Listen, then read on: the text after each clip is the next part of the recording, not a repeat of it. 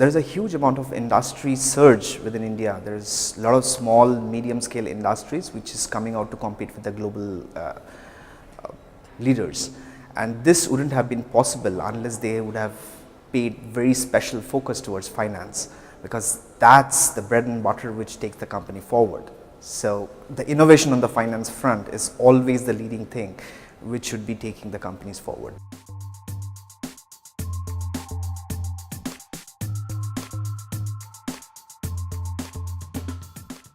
See, there is no specific industry. It's in every industry, there are a few companies who are taking the lead. They are stepping up to those changes, and there is always a curve of early adopters, the innovators, right? So we see that those companies are kind of taking those ubiquitous decision to move to cloud, and that enables them for the next phase of the journey, which is machine learning and artificial intelligence, which takes them to the next step.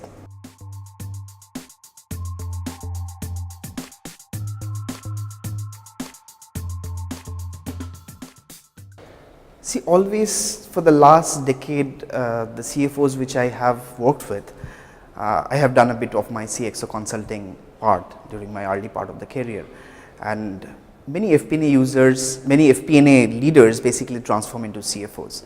So it's not just the cloud journey, it's the eventual, right? So we moved the finance into a IT structure, the IT became ITO, and the ITO is now wrapped around the concept of SaaS as a cloud. And it's the future, and we all need to invest on the future. But the main problem or statement is that when is the future? For some people it could be next month is the future, some people it could be 2 years from now, some people it is 10 years down the line. So before investing, you need to kind of also understand when is your future. Many industries are at the inflection point of that change, but many are not.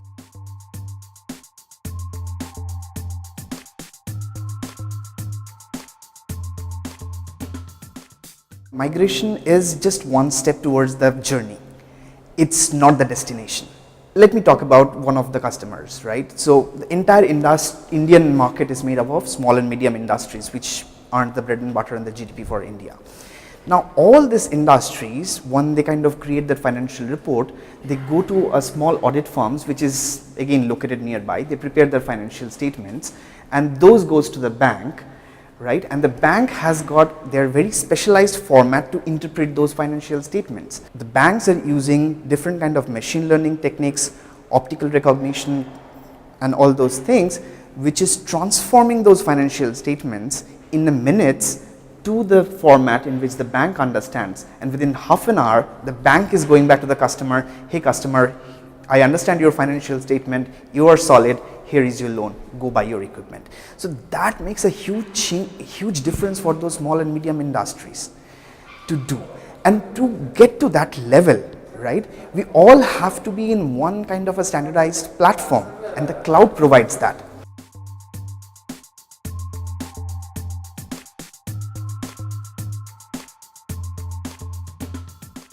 We talk about digital finance at this point of time, and what is digital finance? Digital finance is where your exceptions are zero, your cycle time is zero, and your manual interventions are zero.